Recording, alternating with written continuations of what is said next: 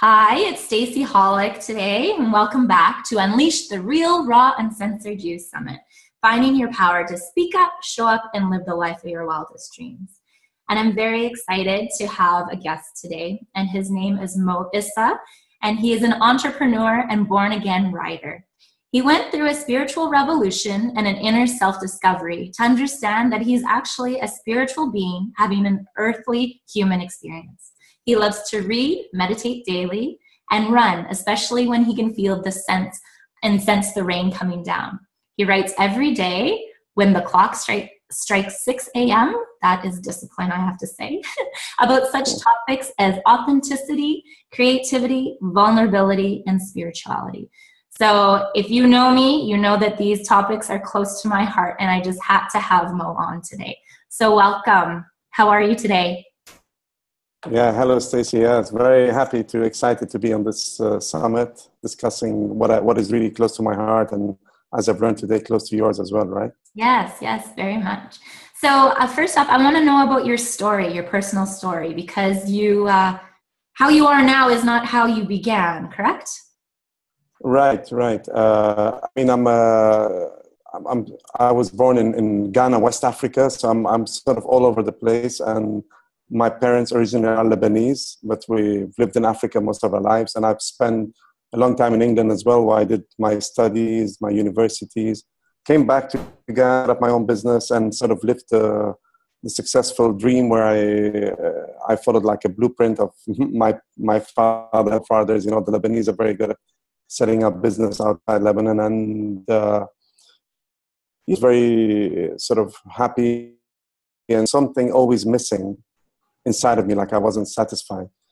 And almost 10 years ago, this kept on going, and I was doing pretty good. 10 years ago, I had two incidents which sort of shocked my system and really changed my life completely. And one of them was my nephew, my brother's son, had a sort of near fatal accident.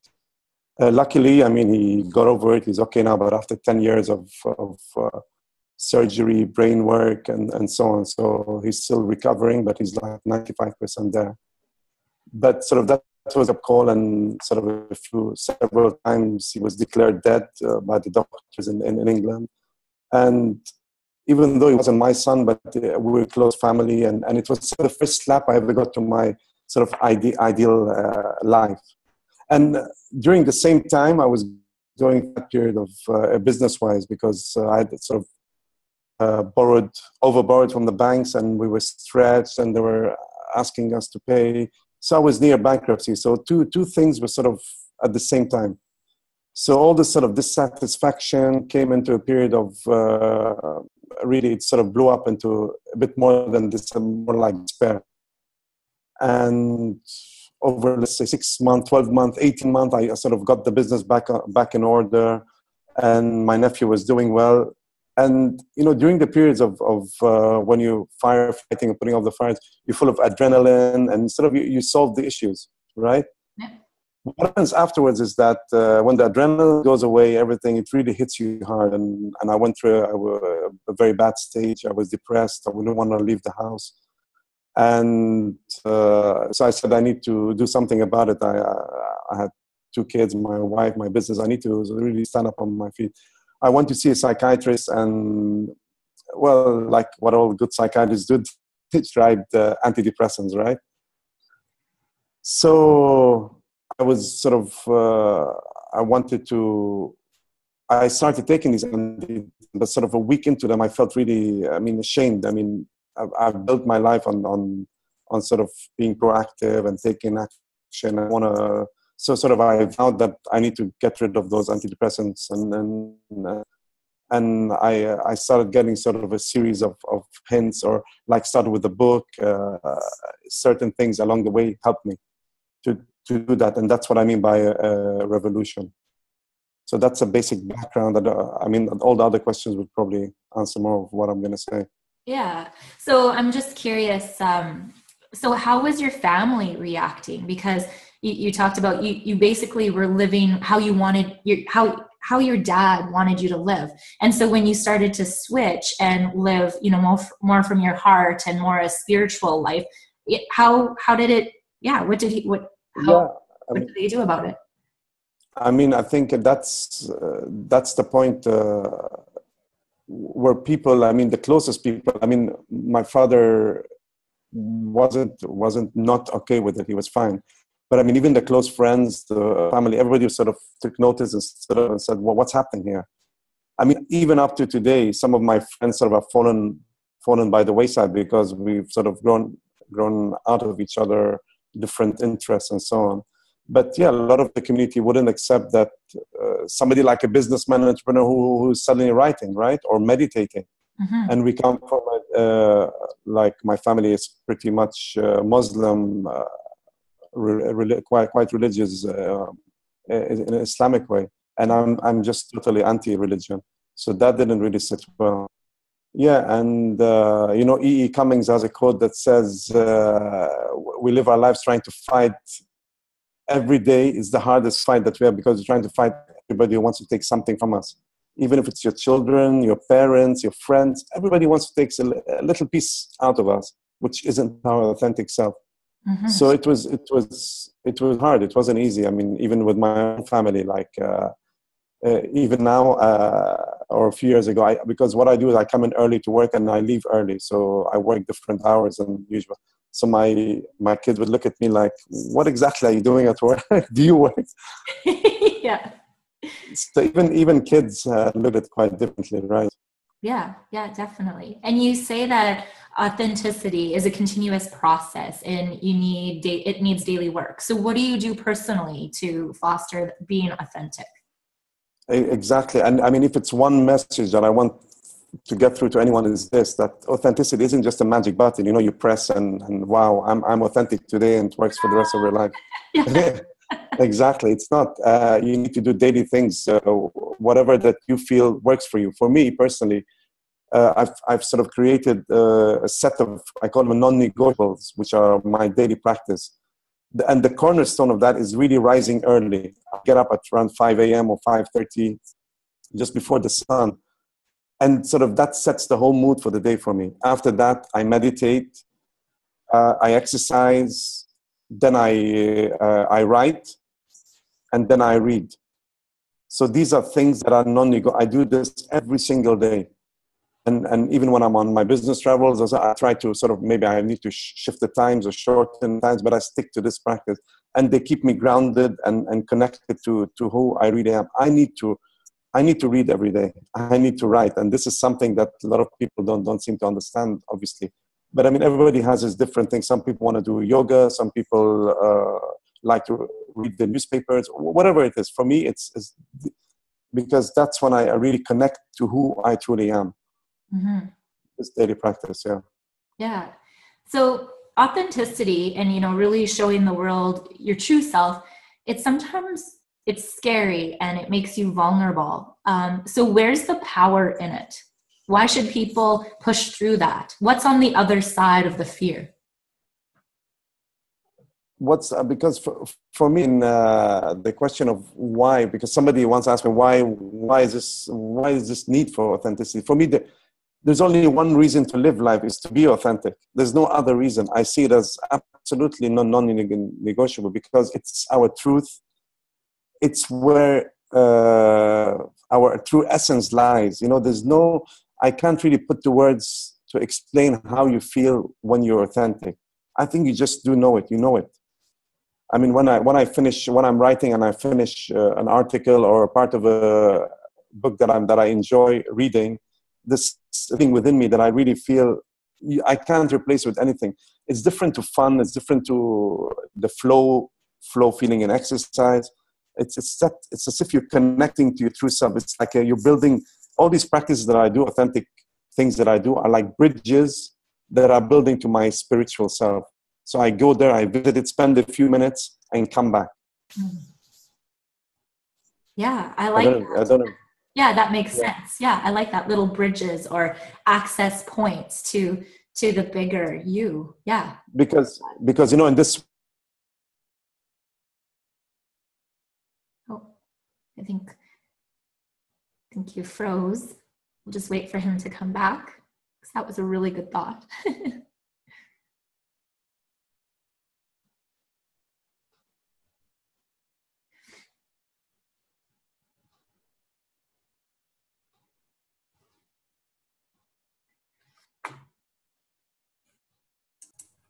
Hi. So you're back now. We had some problems, but we're we're back on track. So we were just talking about how there's different access points to, our true essence, our true selves. And I would take it one step farther and say like access points to all there is, the unified field. Right, or the quantum field, whatever you want to call it. Yeah. Exactly. Yeah. Semantics. Yeah. It doesn't matter what you call it. Right. Right, definitely. Everything is connected, and when you start believing in that, when you have faith in that, then you start really seeing things happening to you. Yeah, definitely. I mean, I say this story all the time about law of attraction got a bad rap with The Secret and so on. Mhm. But some aspects of it does really work because, for example, what happened to me last year, I was listening to Tim Ferriss' podcast, right? You, the author, best-selling author of 4-Hour Workweek, Tim Ferriss. Okay. Yeah. And the whole year 2016, I've been listening to his podcast, every single episode. And I go to Paris on a writing course in August, and he's there. He's taking the writing course with me. Right? Yeah. It's unbelievable how it works. Yeah. Yeah, that's what I always say to my friends. I'm like, I tell them stories about my life, and I'm like, I can't even make this up. Like, it's better than TV, right? Yeah, exactly. I just wanted to talk about creativity because I think it's a really important aspect of being authentic. What do you have to say about that? What is the connection? Definitely, because I think when creativity is when you tap into that place, that space that we talk about, the bridge that we built, or these access points. That's where you really become creative. You're touching your soul, you're touching your essence, whatever you want to call it. That's where creativity really lies. But before creativity comes vulnerability, and I think the whole concept of vulnerability, and this is something that I didn't know much about till those 10 years ago. And after watching Brené Brown's TED Talk on vulnerability, and she touches on creativity, and I did a course online as well. And I mean, that just blew my mind away because I was so sort of, everything I had to be cool, I had to be perfect. And just letting go of this perfection led to me becoming more vulnerable. And so creativity came on the spot. Then I was willing to go out there, put myself out, whether I failed or not. Not the point. The point is to go out and try.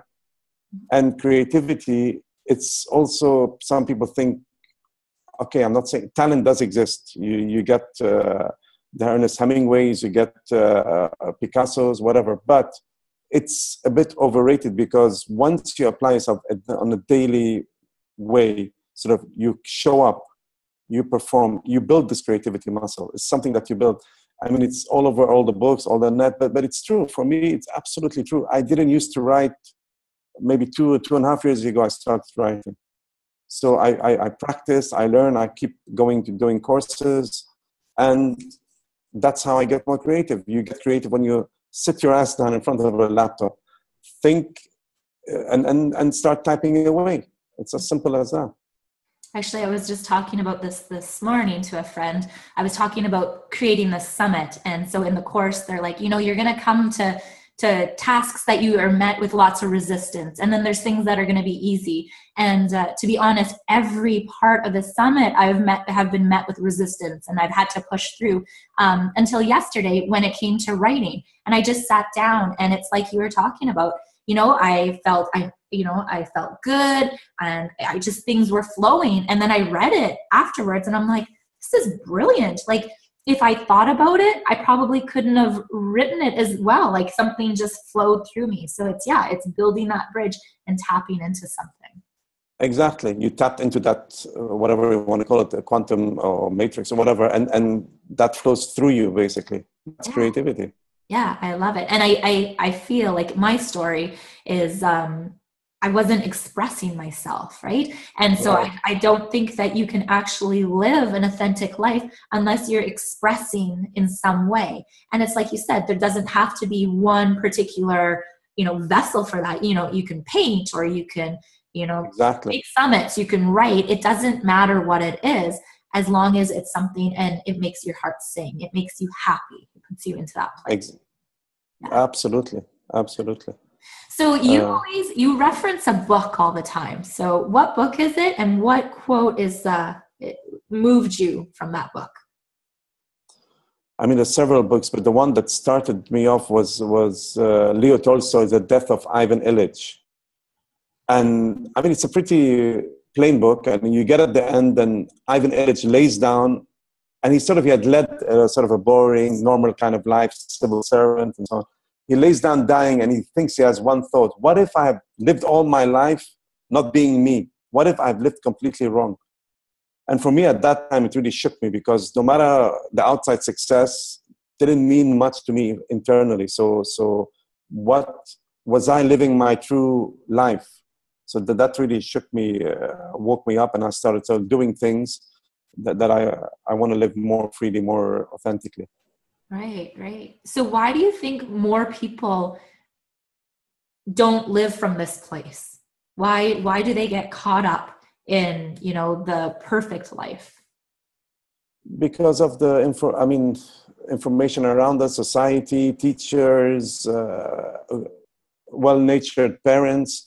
Everybody thinks the good life is to work 9 to 9, earn a salary, pay half of it in taxes, and sort of slave away and do what everybody else is doing. So it's like the sheep following the sheep, basically.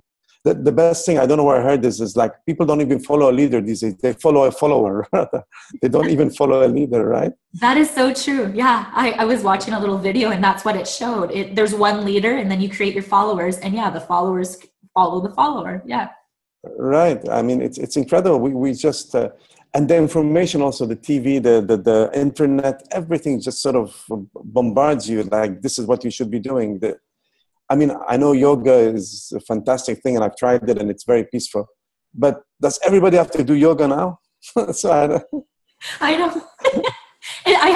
And you know what, yoga, yeah, I have a friend, she's like, come do yoga. And, I say I'm spiritual, I'm open-minded. And they're like, I've never done yoga. They're like, you've never been to a yoga class? I'm like, no. And I try, I really try. And I think that I'm going to go, but I just don't, right? It's so important, because, we get so caught up on what other people are doing. And we need to look inside and try on, you can look at people and it's like, okay, I kind of like their life, but try it on and their beliefs. And does it fit with you? Because if it doesn't, just discard it. We don't need to carry it if it's not for us. Absolutely. And with social media now, all you get, as you know very well, all you get is the highlights of people's lives. Like, you only get the celebrations, right? You don't get the low points. Everybody compares and looks at the other life. Wow, it's so great. And we both know that it's not always that great. Even when I was talking, I went to university recently. One of the kids, he told me, it's okay for you to say all these things. You're successful. You've done this. You've done that. I told him, listen, 1 week ago, I couldn't get out of bed. I was in real deep funk. So it doesn't become perfect. Authenticity doesn't mean, as I said before, it continues. It's a continuing process. You still go through the bad times, but nobody shows those bad times. Only shows the good times.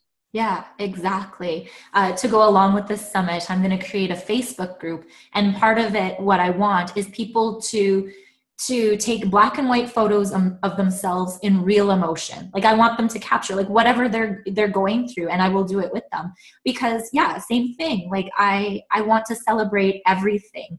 And we were talking earlier about the background, because this is a video, and it looks really pretty in the background, but I will show behind the scenes, because you know what? It's in the middle of my front room. I have my kitchen table here. I have papers. I have Kleenexes. I have, duct tape, because that's how my camera is on my computer, right? That's reality. But people get caught up in, the facade of perfection. And right. Yeah. So, and oh, sorry, go ahead. No worries. Go ahead. Yeah. I was just going to ask you, what's the hardest thing you have found personally to how to be authentic? What is the hardest part? I mean, we touched on it before. It's the people, it's society, it's people around you, because no matter how strong you are, you can't be an island all the time, right? You need people to support you. I mean, I've been lucky. I've had some support, some very good friends. I've reached out to coaches. I always keep in touch with going to seminars and people, Tony Robbins or whatever, Bob Proctor. But it's so difficult when you come back, when you're doing this authentic adventure, when you see people who are not and who want to put you down all the time. That's for me, that's been the toughest thing. And it's much easier to go back to the old ways than it is to continue the new ways until that sort of community. And many people have. I mean, for me, it's proven difficult now. The right community of people who are doing what they really want, and sort of they can all share their feelings, their expressions, how they express it, and so on. So for me, I feel like I'm an island a lot of the times, and that sort of weighs down on me.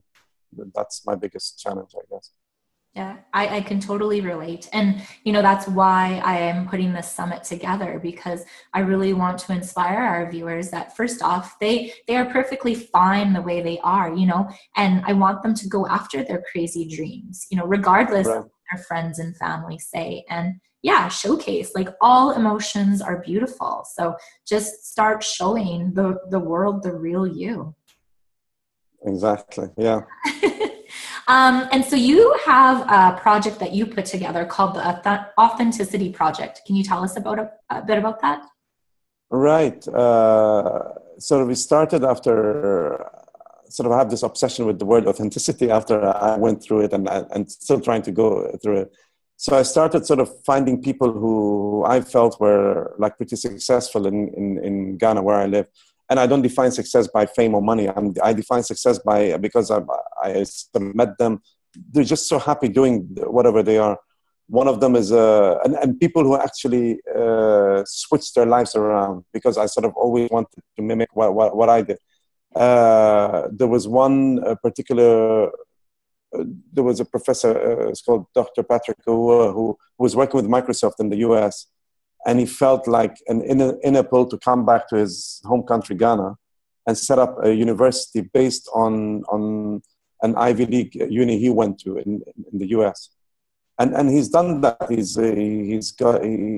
got what is called the MacArthur Foundation Award, the thing, and he's rated in Fortune's top 100 of people who influence education. So his story was very inspirational, because he sort of switched working earning much more money at Microsoft, coming back to Africa. Sort of, he wants the youth of Africa to learn the way he did in an Ivy League school.